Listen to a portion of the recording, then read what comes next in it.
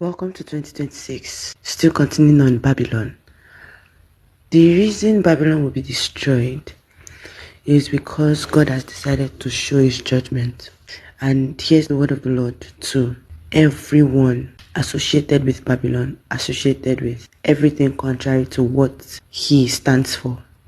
Thus says the Lord, behold, I will raise up against Babylon, against those who dwell in Leb Kamai, a destroying wind.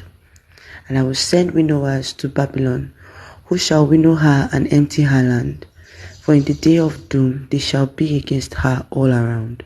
Against her let the archer bend his bow, and lift himself up against her in his armor. Do not spare her young men, utterly destroy all her army. Thus the slain shall fall in the land of the Chaldeans, and those thrust through in her streets. For Israel is not forsaken, nor Judah by his God, the Lord of hosts, though their land was filled with sin against the Holy One of Israel. This command is from God, and the destruction of sin is because of God's jealousy towards us. A sign that we are not forsaken, that we are not left to the destruction of the enemy, is that the Lord sends his instructions once and again, again and again, again and again, to make sure that the land is purged against sin.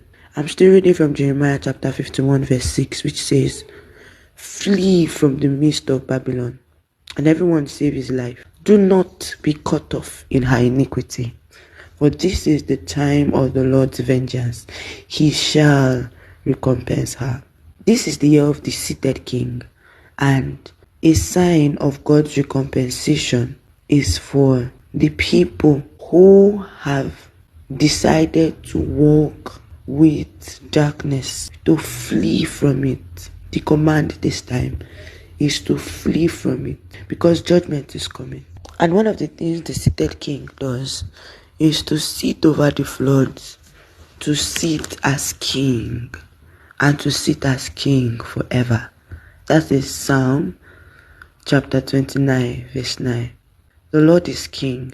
And Jeremiah chapter 51 verse 8 says, Babylon has suddenly fallen and been destroyed. Wail for her, take balm for her pain. Perhaps she may be healed. We would have healed Babylon, but she is not healed. Forsake her, and let us go everyone to his own country. For her judgment reaches to heaven and is lifted up to the skies. The Lord has revealed our righteousness. Come and let us declare in Zion the work of the Lord our God. The key emphasis for this exposition is Jeremiah chapter 51 verse 20, which says, you are my battle axe and weapons of war. For with you I will break the nation in pieces. With you I will destroy kingdoms. With you I will break in pieces the horse and its rider. With you I will break in pieces the chariots and its rider. With you also I will break in pieces man and woman. With you I will break in pieces old and young. With you I will break in pieces the young man and the maiden. With you also I will break in pieces the shepherd and his flock. With you I will break in pieces the farmer and his yoke of oxen.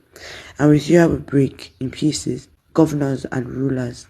And I will repay Babylon and all the inhabitants of Chaldea for all the evil they have done in Zion in your sight, says the Lord. The summary of this is, if you do not want to be amongst the destruction, come and partner with the Lord.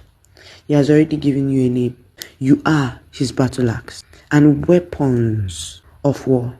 I think that is a contradiction. You are my battle axe. That is talking about a single function.